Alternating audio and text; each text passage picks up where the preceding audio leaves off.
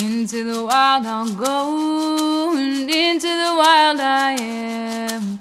It's been a while, freedom child, since I left my roots back home. Into the wild I'll go, and into the wild I am. It's been a while, freedom child, since I left my roots back home. Welcome to the Freebirth Society podcast.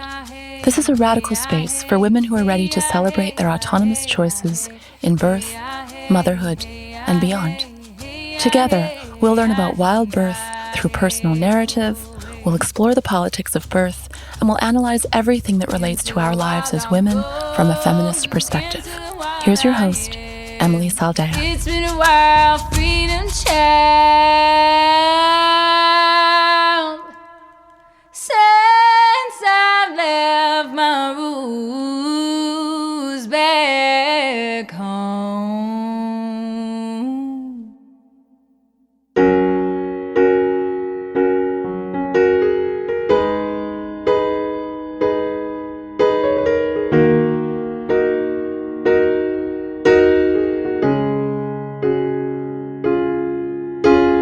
Today on the show, we have a sweet story of a young woman named Sophia who discovered she was pregnant when her pregnancy was already halfway through at 23 weeks.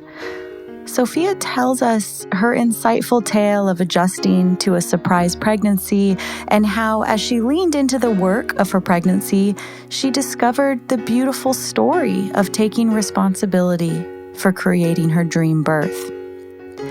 Sophia and her partner road trip to a small cabin in Montana, and with all of the animals and plants supporting her, she births in lightness, presence, and deep intuition.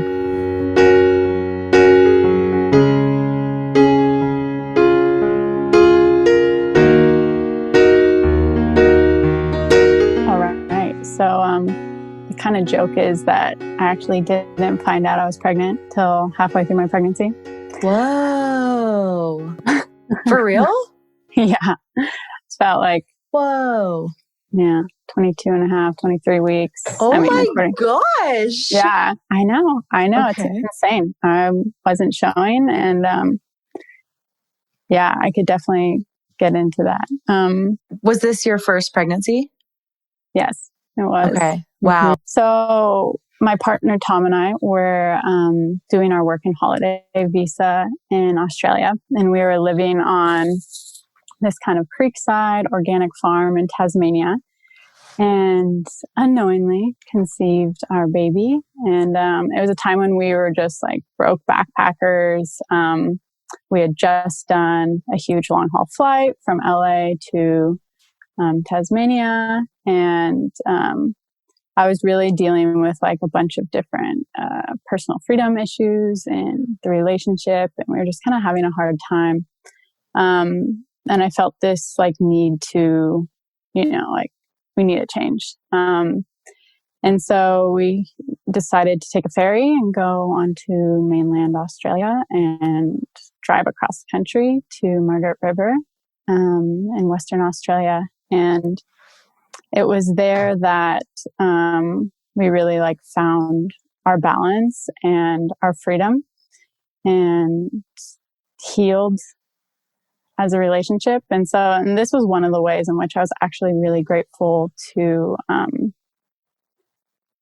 not know I was pregnant, in the sense that Tom and I could fully focus on us in our relationship and do kind of this whole inner work without the whole kind of notion of got to get our shit together for a baby, Wow. Yeah. So what's up with your periods at that point? Right. So I had missed my period, and about like 5 years prior, I gave up birth control.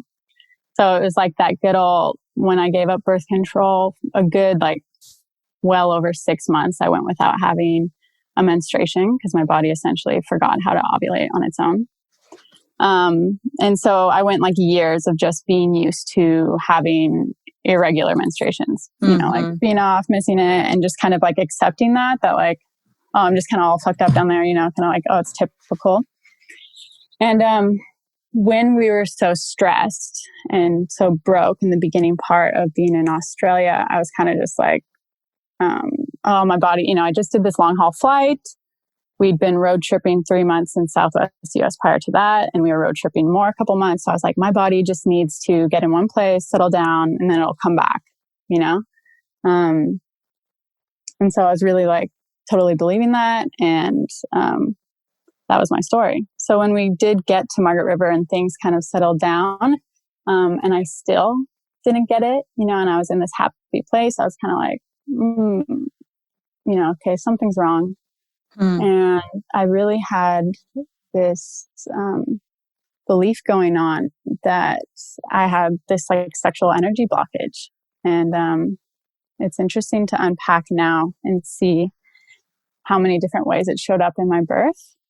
But basically I had been doing like, earlier in that fall, I went to a medium, and in this session, like, all this different past life stuff kind of came up of past lives of rape and sexual abuse.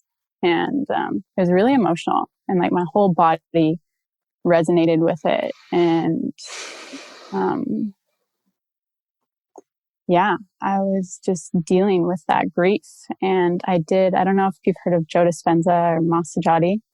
He does these like deprogramming courses. And I had done one of those before Australia. And all these dreams were coming up of like, sexual abuse. And it would do like a lot of mirror work and throughout his meditations. And I was like shedding this old self. And I kept feeding into this idea of I blocked sexual energy. And all throughout my life, it's manifested in all different kinds of womb ailments, whether it was like an ovarian cyst, or I didn't start my menstruation till I was like nearly 18 years old, and blah, blah, blah, blah, blah.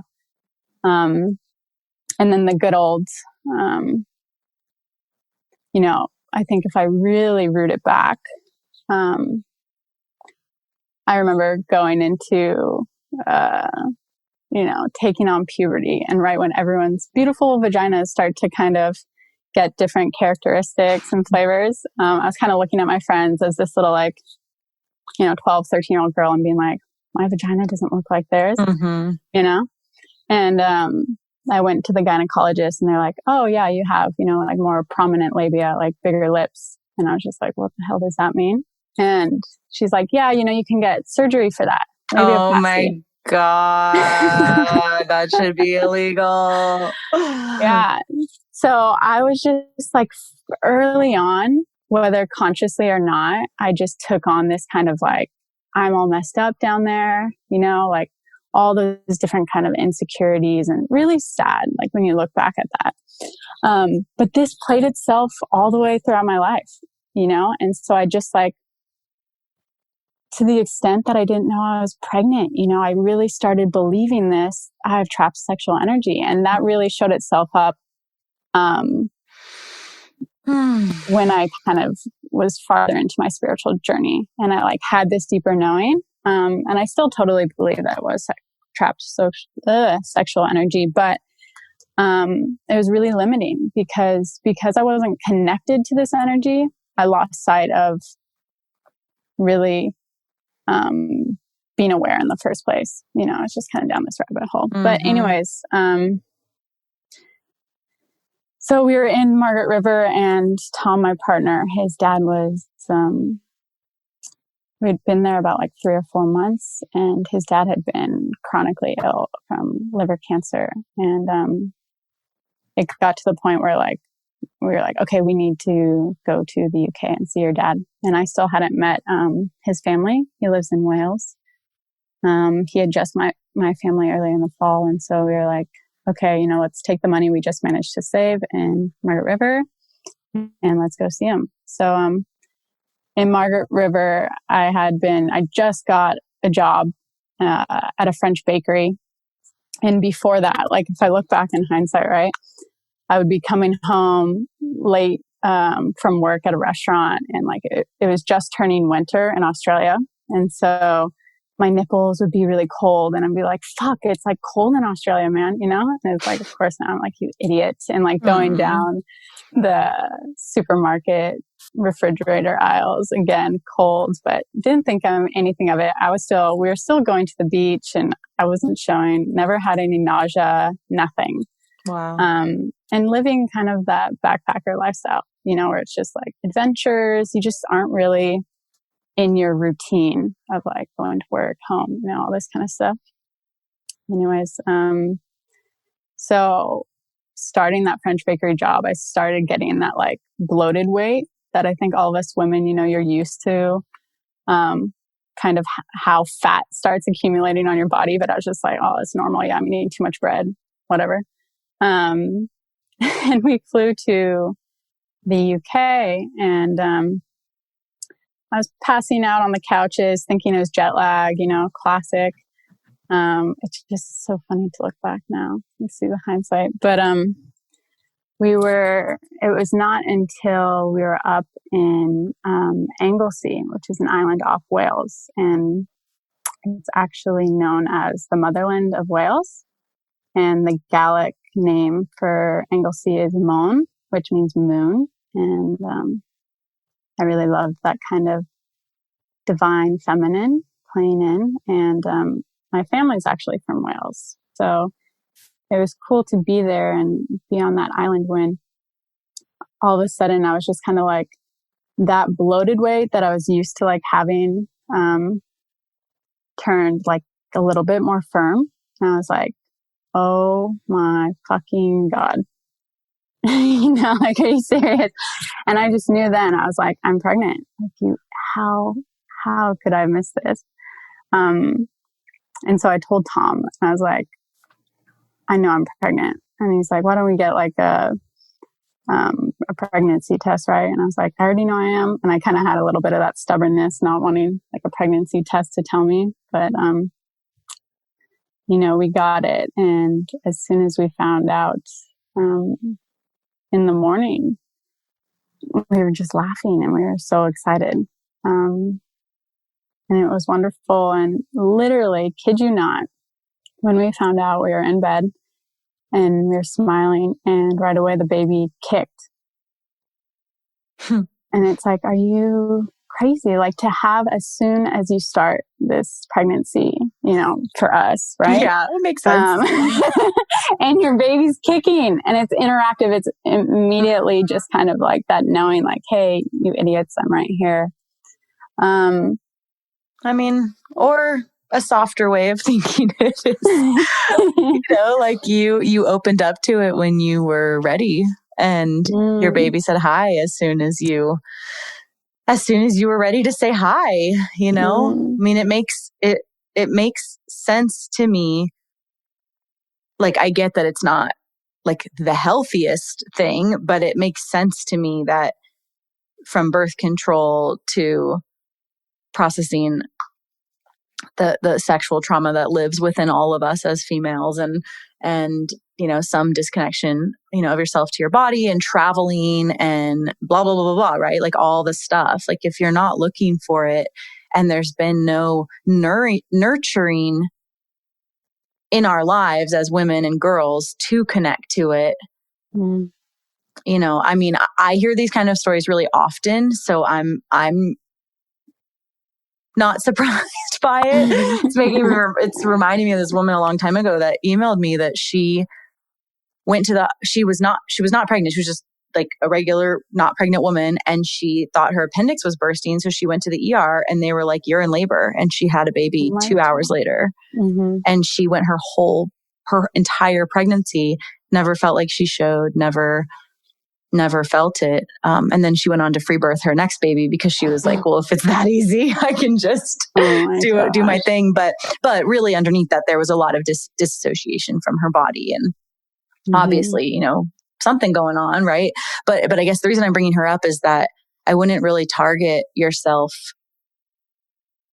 you know, as an idiot or as, you know, that it's like stupid that you didn't see it or catch it because it happens to a lot of women. And I think it really just speaks to the the healing that we're here to do, to see it now and to learn from it and to connect even deeper, which I'm sure you did, which is why you're going to share on this podcast. And yeah, I don't know. I guess my wish would be for you to welcome in some tenderness around that, because it's not stupidity. Oh, well, thank you right? so much.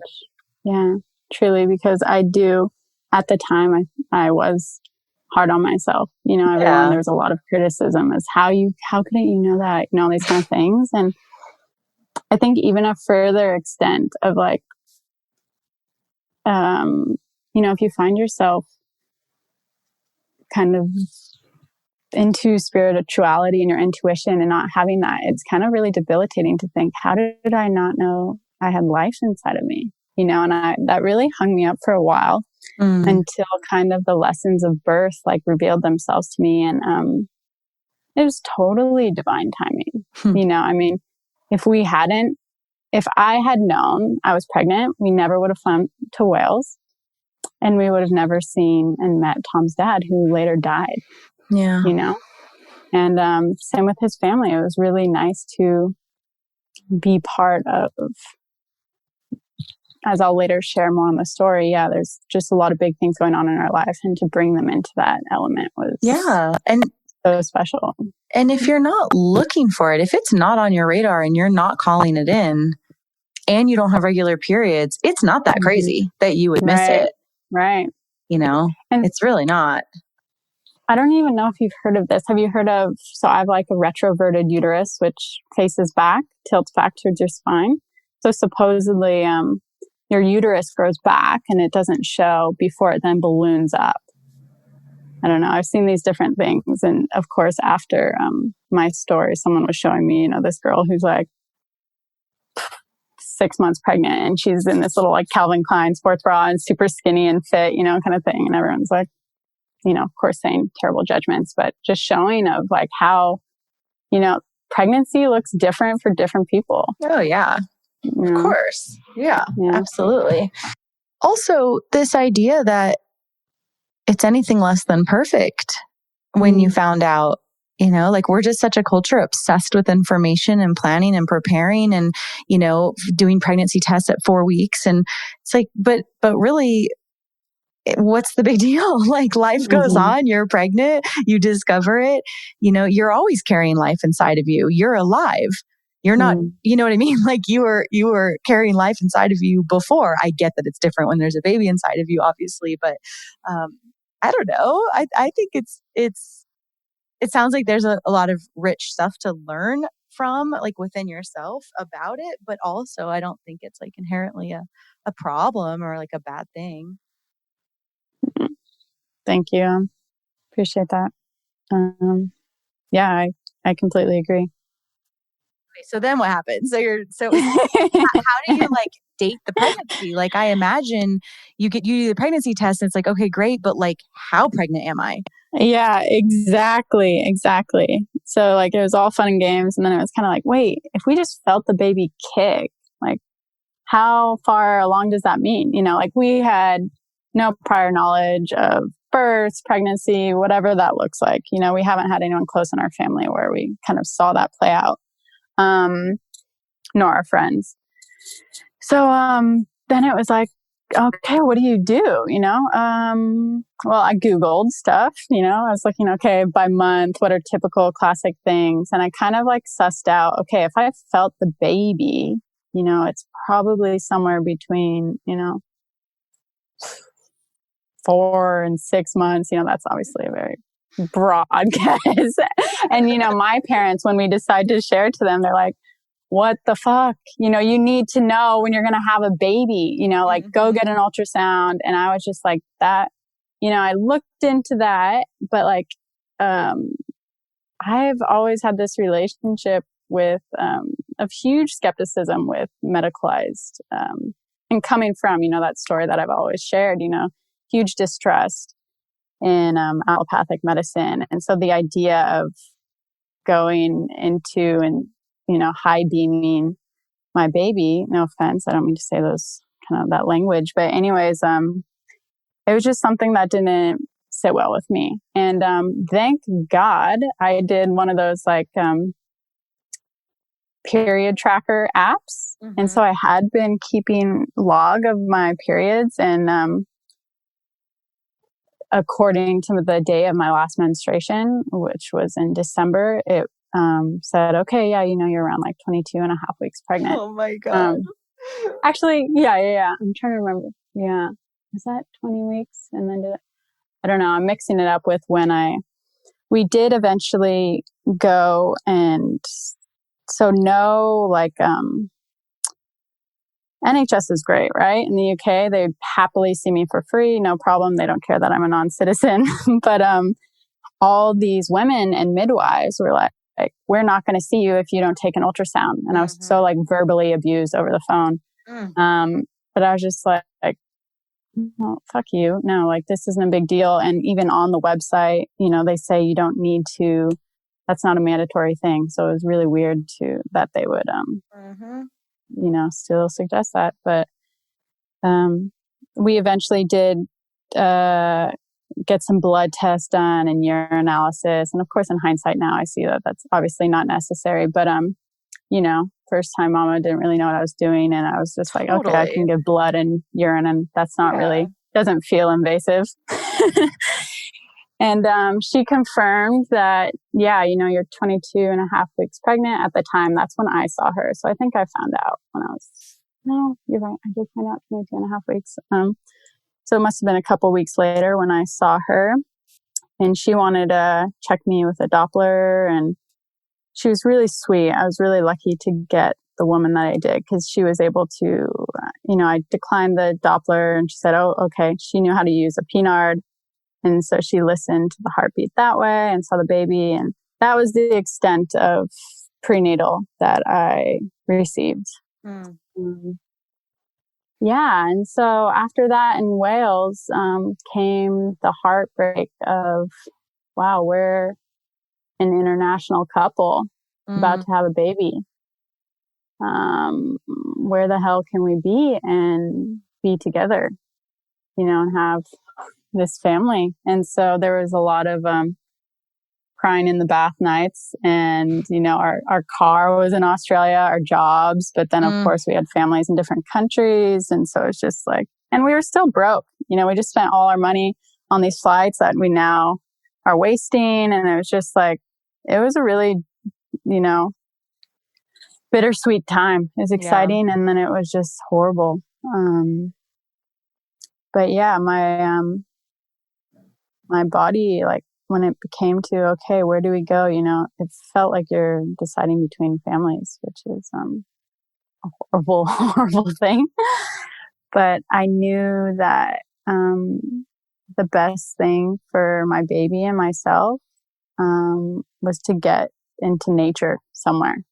I felt this need to, okay, we need to prepare for this baby now. You've had your fun, but let's start nesting. Like, that felt good to me. And I feel the most peace in nature. So I was like, where can I make this happen? And I thought of, as a kid, we did these family trips. My uncle's dad has land in Montana, and they built like 5 different little log cabins on this land. And it's like a 60-foot cliff right above the Madison River, about an hour outside of Yellowstone, and like near to Big Sky. And it's this little rural cowboy town. And anyways, it was always a soft, tender spot for me. And I was like, wow, maybe I can ask my uncle if we can stay in one of these little, 1 to 2 bedroom, little tiny, awesome cabins. And he let us. So it was just incredibly blessed and privileged. But yeah, we decided to fly to Canada and get married. It's a little quick pit stop. And because you're American and he's Welsh? Yeah, exactly. Okay. Mm-hmm. So it was kind of like, we were never really big into marriage, but being an international couple, we just kind of acknowledge, this is just, what we have to do. So we got married, and then we got into the States, road tripped up from California to Montana. Wow, what an adventure. Yeah, it was wild. It was wild. And so you arrive at this cabin, and you're now, what, maybe 7 months or something? Right. Let's see, we arrived.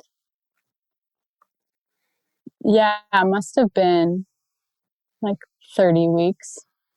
And what are you thinking? Are you thinking much yet about the birth itself, or is there just so many details to figure out prior that it's not really like front and center yet? Mm-hmm. Thank you. Yeah. So I was actually, while we were in Wales, I talked to an Australian friend of mine, and she actually shared that she had just met a woman who had been a doula, and then she was just kind of like, she was pregnant, and she was like, oh, I can just do this myself. So she had a baby on her land with her partner, and, introduced this idea to me of like a baby moon too, where instead of a honeymoon, celebrating your baby.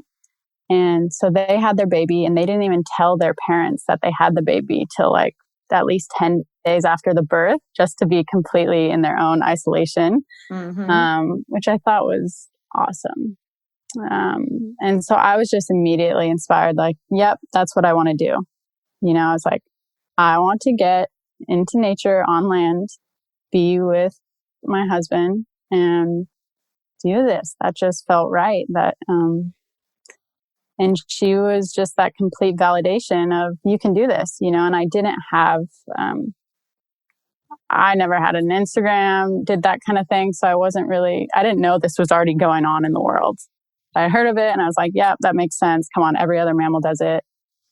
And so I was completely inspired. So yeah, I had a call with her anyways. And so that led me down the Freebirth route. And then it wasn't until I had to kind of tell my parents, because I told them, oh, I just want to have like a free birth. Like, I just want to birth myself. And yeah, that was kind of new for them. How did that go? It was fine. My parents are great. My dad was definitely worried and like, okay, let's do a midwife. And I kind of played along like, okay, I'll look, but really this is what I want to do.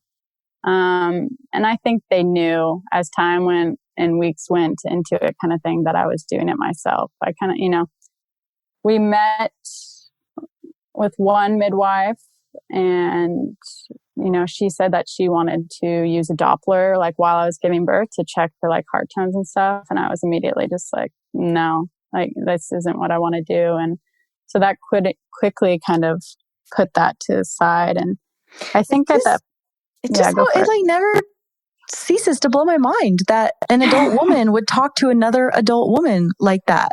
Like, I'm going to do this to your body. Like, no. What the fuck? It's not how you talk to, it's not how you talk to people. Ugh, it's crazy. Mm-hmm. I know. Yeah. So yeah, then, once we were in Montana, I could just, welcome this baby in. Like, I want every woman and partner to be able to, like, we didn't have a job. We were able to just be present and float down the river and go on hikes. And, this, you chose to go to Hawaii and take the month after, like your first month into postpartum too, to just celebrate this. And God, it just, everyone needs to be able to do this. And so was your plan to just have you and your partner there?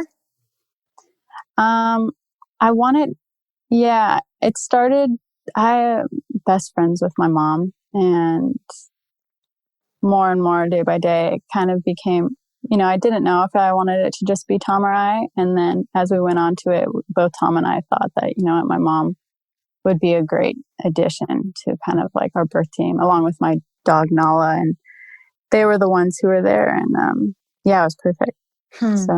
So it was you, your mom, and Tom, and your dog. Yeah. That's cute. Yeah. Okay, Yeah, so your mom was obviously with it enough to... Yeah, so it was really fun. I think I was about 35 weeks pregnant when I found your course, and I got it.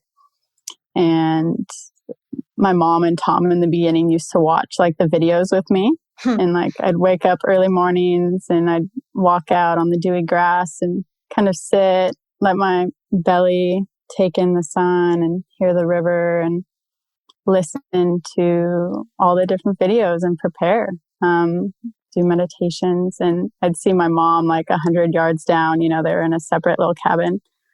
And she'd be out on the little hammock with her blanket every morning watching videos herself, which I just loved it. You know, it was just so awesome for her to be a part of that with me and see kind of this truth and acknowledge in herself, like, God, this is awesome.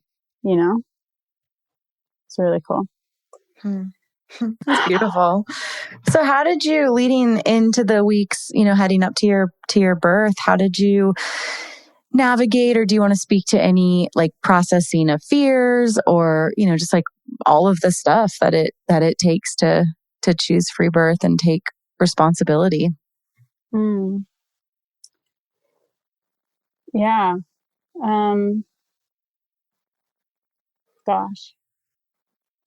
It's so funny because I really, more than anything, I felt like it was marked with excitement, and confidence. But of course, there are fears, you know, and I think I fell into,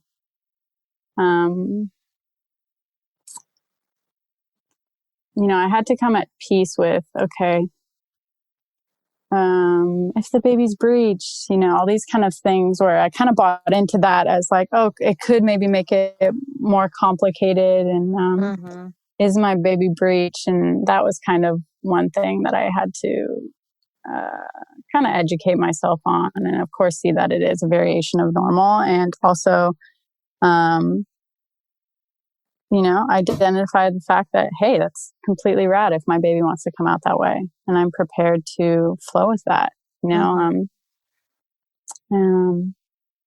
tearing. Yeah. I think even,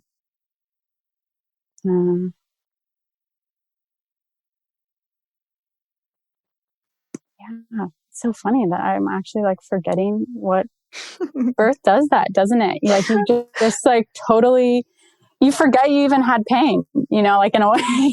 But I have not, but yeah, I appreciated the lessons that came with any fears that I had. So it was kind of in that whole letting go, and that like the beauty of life and death, that it felt so real to now be a part of something like that. I don't know. I'll have to unpack that one more. But yeah. Okay, leading up.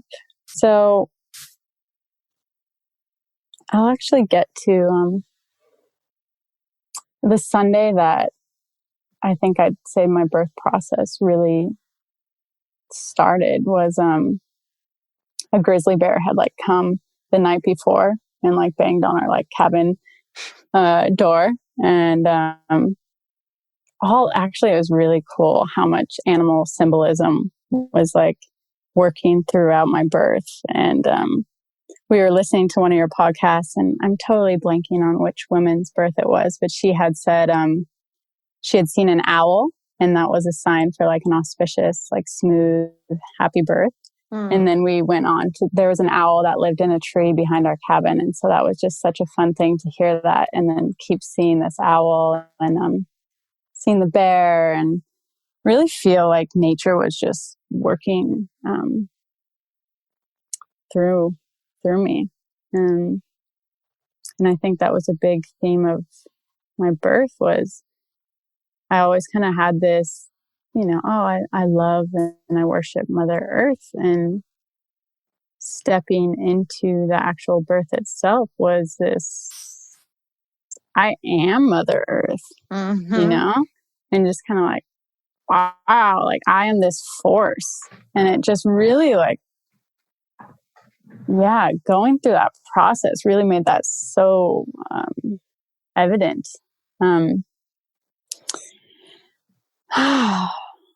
Yeah, so the bear, anyways, got up and broke part of our apple tree, and we decided to juice apples that day. And so us and all of our little family friends started juicing apples, and it was that evening that my amniotic fluid started leaking.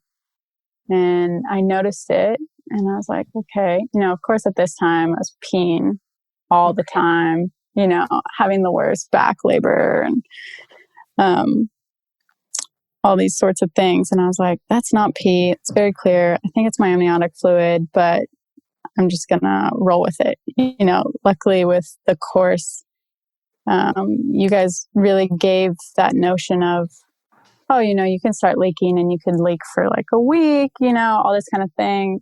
You don't know when the baby's here till you're birthing the baby. You know, that whole having that kind of attitude really served me. And just being able to have patience and kind of have fun with it without getting too excited or flustered or, you know, I got to alert everyone. So the amniotic fluid started leaking that Sunday night, and I was restless all evening, and in the morning, we decided to float the river one last time. It was now turning kind of autumnal and the water was freezing at this point, but it felt awesome to be a part of the river in that way. And I bet. Yeah. What month is this? So this was late September. Okay. Yeah, last week of September. So all the leaves were yellow and no crowds. It was beautiful. And you could just float in your little tube and look out at the mountain. And so all this time I was experiencing, sensations. And at this point, they were all in my womb, just tightening. And it was just fun. We were just having a good time. It's just the most exciting thing. It's the most exciting thing. And I was just so confident. And I was just kind of like, oh, let's just do what sounds fun, you know? And I'm so grateful for you guys in that sense, that I really felt, even just to get it virtually, that sense of sisterhood of like, this is normal, you know, have fun with it. Totally. I mean, what's the alternative? Like, you know what I mean? Like it's happening either way. Yeah. So panic and freak out and rush to the hospital and blah, blah, blah. Like that doesn't seem that great. No, right. So we did that Monday, and then I kept having sensations Monday night, you know, restless sleep, whatever, still happy. At this point, Tom was like, oh shoot, you know, like I should wash the towels that we got from the little local thrift store and prepare the cloth diapers, you know. The baby's coming earlier than we anticipated, or could be, you know, we're getting these signs, who knows. And then it was Tuesday morning, and we woke up to see the sunrise, and there was a male moose and two females. And you never see the males. Like, they're always hiding. And this one had a huge rack, and I was just like, I had this kind of knowing, and I was telling Tom, I was like, I think we're going to have a boy, you know, boom. I don't know. It was just such this cool, like male, like boom figure. And yeah, we chilled out Tuesday, no big deal. And then Wednesday, the day of the birth. So it had now been 3 full days since my amniotic fluid was slowly just leaking. And that Wednesday, my mom and I decided to, and at this point, the sensations were definitely stronger, but I was still feeling good. And so her and I decided to drive like half hour towards into the mountains to go on this little hike. Tom and I had made love that morning, and he was going to like help the little local distillery and like bottle liqueur. So he did that. We went into the mountains, and at this point we were walking on this little like creek trail. It was flat, thank God, no uphill. And I had these like cotton shorts on that were just soaked. So I just took, honestly, it was just it was laughable. I mean, I'm kind of floored that you went for a hike 30 minutes away with your waters open. That's like amazing. That's so, like courageous or something. I would have been like scared to leave. Honestly, it's such a beautiful area, and I was like, it would be great to birth out in those mountains. Like, right? I mean, I have my phone. I could let Tom know. Totally. Like, I mean, your whole sense of chillness around it is quite impressive. Oh, wow. Thank you. You're like, my waters are open. I'm like afloat in the river and have sex for a hike 30 minutes away. That's amazing. Oh, God. Make it sound. Yeah, I mean, it was great. I won't try and belittle it. No, it sounds epic. I'm so prone to do that. So cool. So your shorts are obviously soaked. They're soaked. I took them off and I wrung them out. Literally could have filled up a full glass. Like, it was insane. Whoa. So then I just tied them to the outside of my backpack, and I'm in these like heinous, like Victoria's Secret pink tie-dye, like hip hugger underwear, and just like working it, just hiking in my underwear.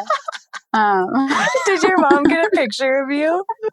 Yeah. We have like a full photo shoot with the dog. And I'm just like, we need a photo of that. That'll be my like photo for the first time. Mm-hmm. Oh my God. Yeah. I mean, I was just, you're feeling it. It was so good. So there's like wild raspberries. We're picking the raspberries, and my mom and I have these very like pinpointed experiences throughout my life of just like super bonding, talking about life. And of course, this was just ever more potent. And so to have that walk with her and incorporate that in on this birth was wonderful, and she was such that mother of support. And I know we talk so often of mothers that can really hijack a birth. And my mom's so not that, she's another iteration of myself. And like, I don't know, it was wonderful. So we were on the creek and throwing sticks for my dog and sitting in the water. And it was sitting on that creek where I was like, holy shit, I conceived my baby on a creek. We lived in Margaret River on the river. We went to Wales and lived on the Taff River in Wales. And then now we're here in Madison River. And my amniotic fluid is like leaking like a river. Yeah, I was just like, oh my God. Okay, there we go. I'm naming my baby river. Like, hope Tom's down for that. So it's just kind of decided at that. And I had never lived on rivers in my life. So I don't know. It was just kind of a cool little, yeah, that's cute thing that was running through. So at this point, I mean, all along this hike and the drive, I'd be talking and then got to stop and couldn't really breathe as each sensation was coming up. So that was definitely like part of all that. Like, need I not forget? But it was fine. So we finished our hike and we went back, and Tom had written, it was so cute, on these little liqueur bottles they get to keep for participating. He wrote Sweet Pea, which was the name that we had called our baby in the womb. Mm-hmm. And of course, our Sweet Pea River ended up being born that day. And so it's a fun little bottle to keep hold to. Mm-hmm. But and it says the temperature of the river that day. Anyways, it's cute. Yeah, I'll get away from that. But so we were back at the house, and Tom was there, and it was just kind of exciting because, of course, birth is closer, whatever that means. We didn't know if it would be another week. Who knows? Like, I was just feeling stuff, but I don't know. So we decided to kind of get the yoga ball out, and we were all sitting in our chairs on the cliff's edge, and the river is just right underneath it. And the sun was shining. It was late afternoon, and I was just kind of doing, my little figure eight, kind of like rolling out my pelvic floor throughout each sensation as they were building. And we were just talking and enjoying and having birth's so much fun. I hope, all women know that. And of course they don't, but anyone listening, I hope you have a wonderful time. I did. But I don't know if you've heard of this, but we, at this point, we had noticed something came up on our phones earlier that week where we heard of this rhombus of michalis. Have you heard of that? Mm-mm. It's like when you're going into birth, if you're not laying horizontal or epidural's not kind of being an invasive component of your birth, your pelvic canal, there's these nerve endings at the base of your spine and kind of, like right in between where you'd have those little back dimples. And there becomes this bulge in your back as your canal maximizes and gets bigger. And so I have photos of me laying down. Unfortunately, it looks like I'm giving Tom head, but you can see it's horrible. But you can see this bulge. And so we were just like, wow, just like the marvel of the human body. Just like I am literally opening up, and you can visibly see it from the outside. I can feel it from the inside. And that was just so fun. Yeah. And so, at this point, we decided to go up, and my aunt, whose house was maybe like, this sounds ridiculous, like this whole property, right? It was about like 200 yards down. And so we're like, oh, let's go. She has swings. Maybe, I was thinking of the farm, like in Enid Gaskins, where women would hold onto this swing to get the weight out of their hips, Mm-hmm. I was like, oh, I'll go try that. That sounds fun. But then we had the whole walk there, and I would kind of be like, all of a sudden just, have to get on my hands and knees. Oh my God. And, Tom would look down at me, and I'd look up at him, and he had that look on his face. And so I couldn't help but kind of laugh, that awkward little laugh. And he didn't know what was, and so I was just kind of like, oh, I'm fine. And then, would get back up, and you could walk, however many paces, be fine. And then just hits you again, get back on your hands and knees. So I basically just did this to the house. And it was insane how much it comes in waves. Mm-hmm. I mean, it would just be totally crippling where I had to get on my hands and knees. And so at this point, whenever I would do that, I had this little mantra going where I would just, welcome each wave that comes, brings me closer to my baby. And I really just rode that one throughout the entire birth, so that each sensation I had, I could just get through that sensation and be happy that, I have no idea when my baby's coming, but now I'm one step closer, whatever that means. It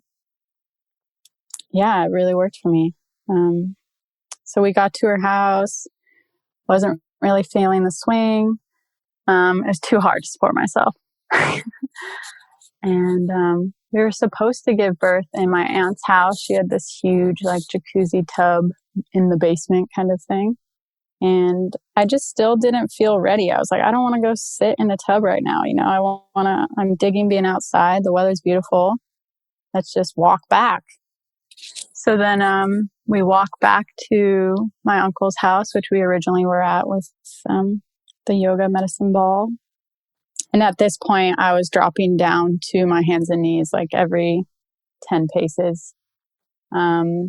We never like recorded anything time-wise or really ever had phones present at any point other than to figure out what time the baby was born. But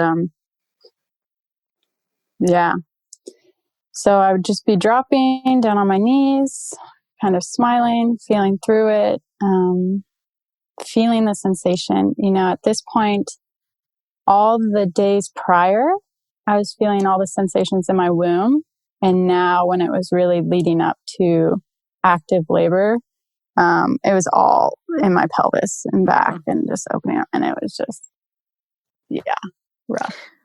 So then we got back to the house and Tom started making food. And he had put on like the diffuser, we had lavender diffusing going on, and all these different kind of like our love songs playing. And as soon as we got inside, I had just kind of dropped down on the carpet and I was like, okay, now's maybe a good time to let my friends know I'm probably about to welcome my baby in. So I sent out a couple messages, just to close friends to light a candle and just kind of, be present with us. And I quickly wasn't able to send any more texts. So I dropped the phone and I had the sensation to poop. So I went into the bathroom and was pooing, which was really good to get out that space. And then it was when I was on the toilet that Tom played like that, and the more recent Jumanji, that like dance fighting, like, oh, baby, I love your way. Cute. Hold it. Yeah. Anyways, that was playing. And that really helps just like drop things, like have that sense of laughter. And the bath was right there. And so I was like, okay, I'm going to go in the bath. A lot of women says that relieves pain for them. And I quickly realized there's no way I'm laying back in this water. Like that's not possible, So I was on my hands and knees and I could feel it getting darker. And Tom lit Palo Santo and candles. And we were just in this dark den it felt like it was dark anyways. And at that point, I transitioned, everything, once I got in the water, everything became blurry.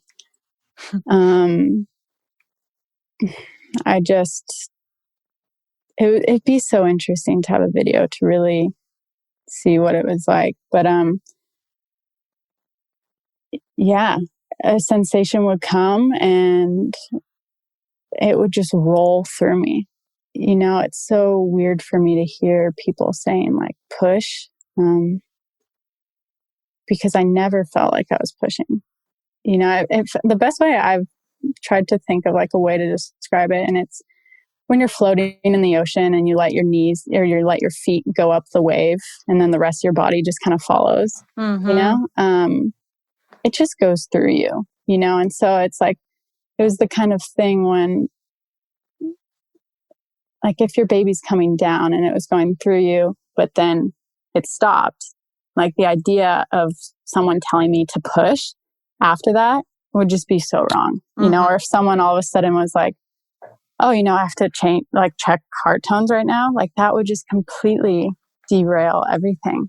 Well, once you have an undisturbed birth, like you couldn't even imagine what disruption would feel like. But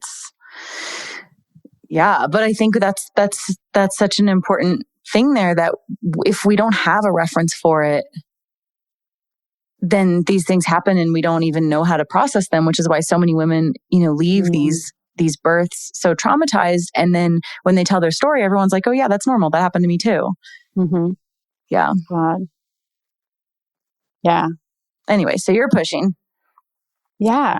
I'm pushing and just totally in it. Honestly, I've never felt more confident in my whole life. Like there's literally no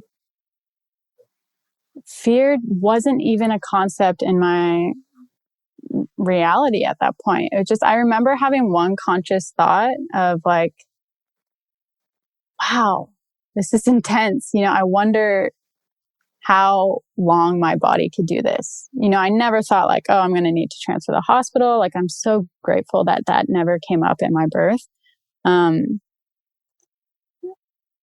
But it was just kind of like, this is just like shattering. Like, this is just taking you from the inside out. But I was just so, at the same time, it was really casual, like in the weirdest, like it was so intense what was going on in my body. But as far as I had no thoughts going on in my mind. You know, there was this no like, people are making sounds in the kitchen or I'm smelling this. You know, it was like, all I was thinking was just like, it was just this presence and feeling like I would go through a sensation. And then as soon as the sensation stopped, it was, okay, I need to be one with my breath, catch my breath and get through this next sensation. You know, like that was it. That was it for me. And you know what? I went into this birth and my thing was, okay, you know, you hear of women who are like, oh, you know, you had painless births, you know, all this kind of thing. And mine was, I want the birth that I, and of course my baby need, you know, like for my highest growth and highest good, you know, whether that's, you know, hopefully that's not too painful, but whatever that means, that's the birth that I want. I want the lessons that come with that birth. And, of course, all the while I did, you know, you hear of this orgasmic, ecstatic birth and, you know, the kind of the visions. And I wanted that psychedelic, ecstatic, orgasmic birth. And I didn't get that. You know, like what a joke. I was totally, I got exactly, now I could look back in hindsight, right? And see, I got exactly what I needed. And that was this complete presence and focus. And that got me through my birth and it was bliss. And I totally love that. I think Ellie in our class, you know, brought up that quote of you birth the way you live, you know, and I look at my birth and I'm like, oh God, I totally did. But you know, like the way I live, I don't have right now where I've been, attracted into my life, like ayahuasca or mushrooms. Like I want to do them so bad, but I don't do psychedelics. And I also, I don't have orgasms, you know, and that became not until this past week of, you know, this interview is such a beautiful thing and that it catalyzes this whole unpacking of your birth that I was really able to see that my birth was revealing like these limited beliefs that I had, you know, as we say, like unconsciously commit ourselves to. And for me, that was, you know, I had this belief that,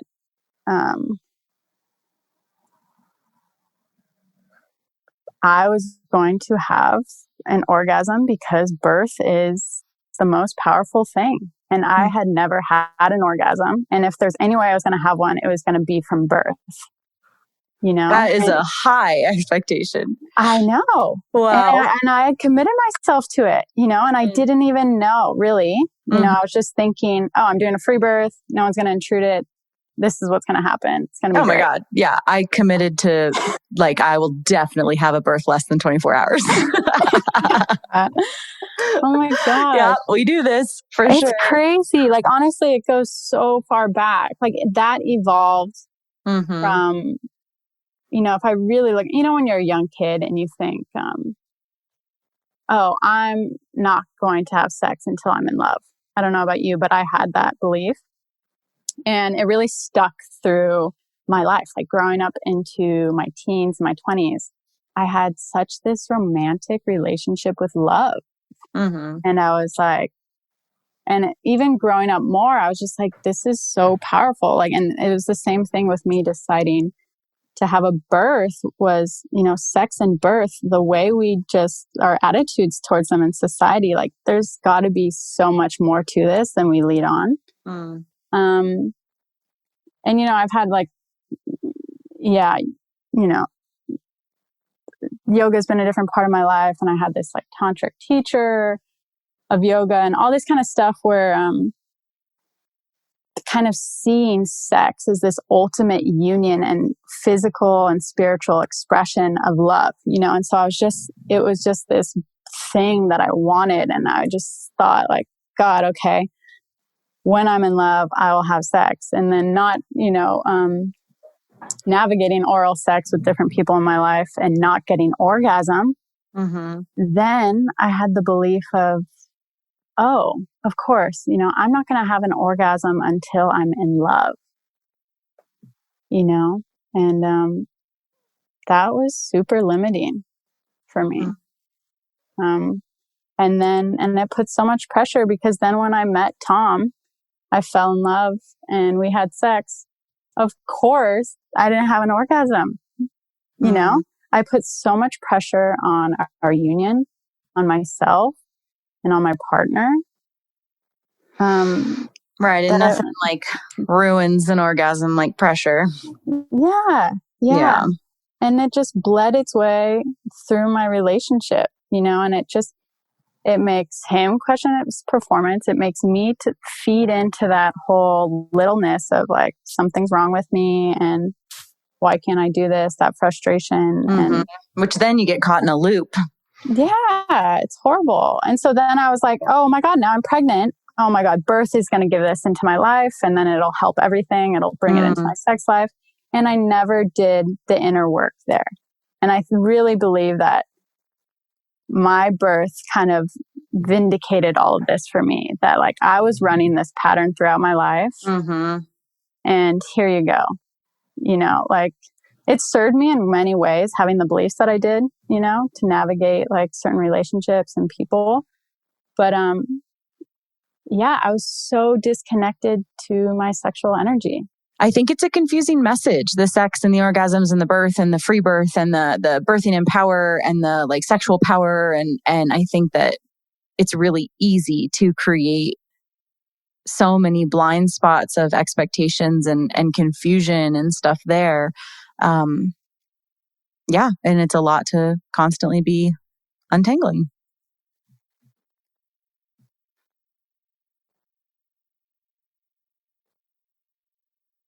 Yeah, definitely. Yeah. And it's so fresh. So excuse me if I'm, going deep into it, because it's just something that's come up now. You know, it's interesting how birth gives you that down the line. You continue to learn.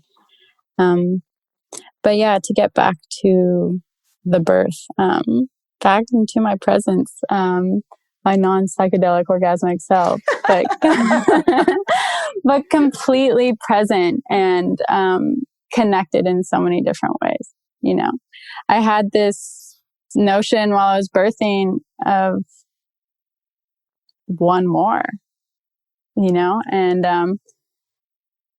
I wanted my mom. I knew Tom was right there on the ground next to me, and I thought she was in the room, but I didn't know. You know, everything was dark, and we had like a whole flock of geese that just like literally ended up being like 200, 300 geese that were like quacking like ahead. And I remember looking out the window and seeing them kind of announcing this arrival. But I felt the sensation where River was going to come out in one more push. So I literally verbally said one more. And of course, it's funny to hear Tom and my mom like be like, you know, tell their stories. And they're like, yeah, right. Good luck. You know, they thought I was going to be going all night.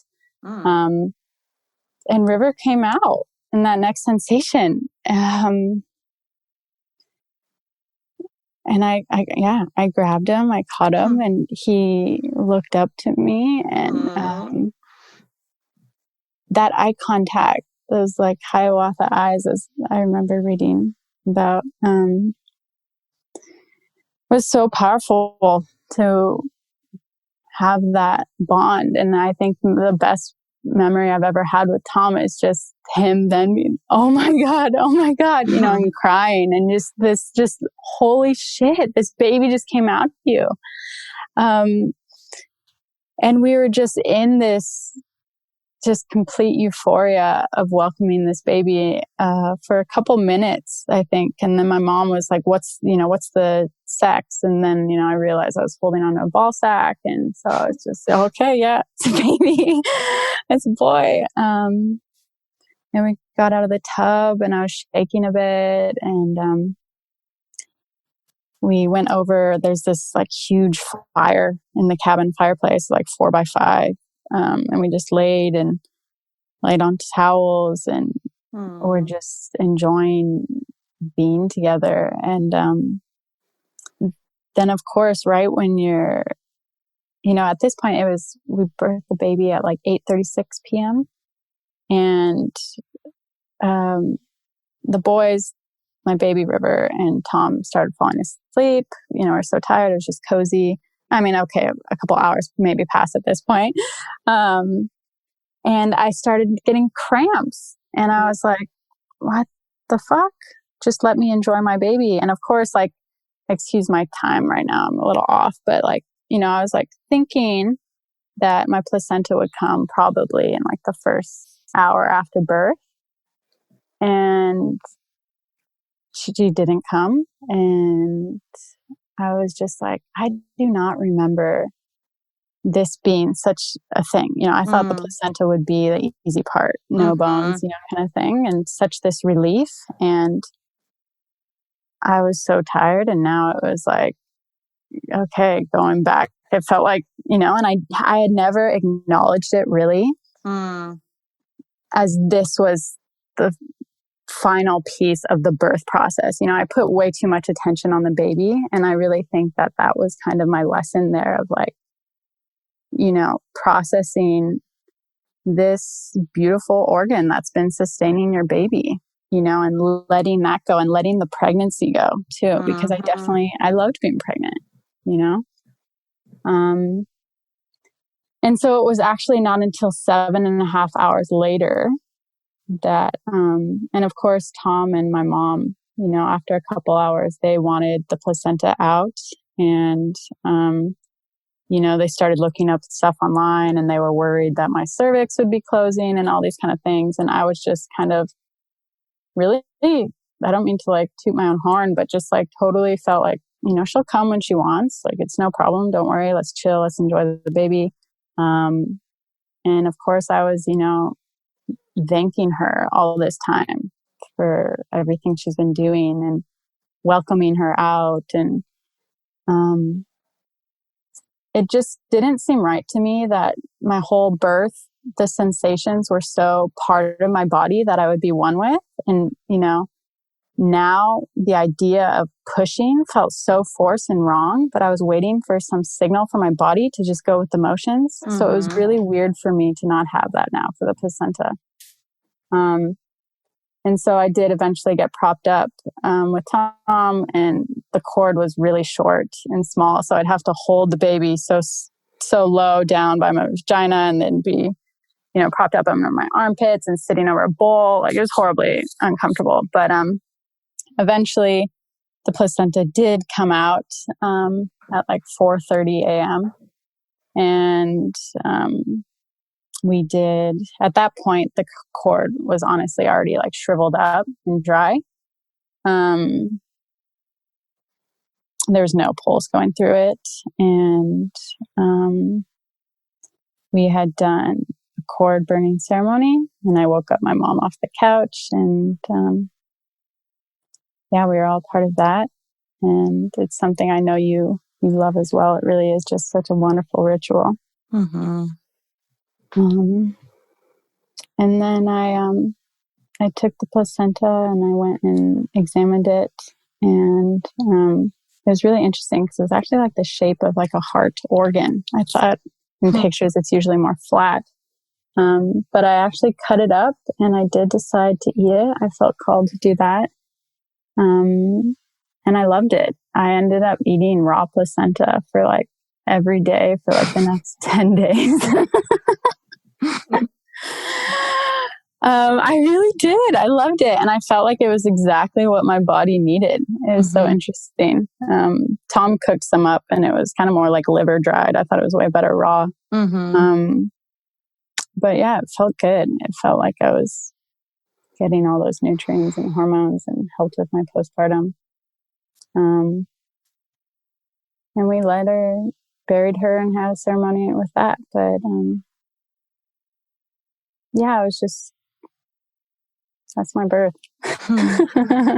So dreamy. A lot of lessons. It's really beautiful. I could see it. I could see the work and the playfulness and the lessons and the chillness and the magic and the animals. And it's like it needs to be like your birth should be like a big painting. Wow. Have you ever thought to paint it? Thank you. That's such a compliment. No, I haven't. That would be so cool. Like all the different symbology and like the Montana sky and the animals and the river and just whatever. I could totally see it as like a big wall thing. I mean, I don't know how to paint anything like that, but I can see it in my brain. No, I love that prompt. I'll totally do that. Oh, yeah. I'd like to think. I will. Thank you. Might as well. No one would do it as good as you could since it's your story. Well, thank you so much. Of course. Are you kidding? Thank you. This is an honor. All right. Love you. Have a wonderful day. Mwah. Bye. Bye. And that's it for today, my sisters. Check out everything we do, including one-on-one and group coaching, learn about our private membership, in-person retreats, and more on freebirthsociety.com. Our online courses are on freebirthsocietycourses.com, including our flagship course, The Complete Guide to Free Birth. Don't miss the Radical Birthkeeper School if you're ready to become the authentic midwife that women are searching for. Together we rise, and the revolution starts inside each of us. Our opening song is by Shyla Ray. And now, I'll leave you with our Free Birth Society theme song, Wild Woman by Aruba Red. I honor you for the wisdom you held, the ancient traditions of plant medicine and womb magic. I feel the spirit of the ancestors as I place my hands upon my belly. This sacred portal will be honored. Eons upon light beams of survival, withstanding the eradication of our power by design. I will not allow the separation of our young to be forced upon me. My sisters will no longer birth in captivity. The picket line redefined from burning our wild women to paralyzing us and drugging our babes. Strapped down in a clinical white bed, drying up the milk from our breasts. Keep your needles. My family will never again be doomed to chase those dragons or your poison. We reject your fear. We choose love. Everything with intention. Death, ascension. I will fly and bring her back from the stars. Conscious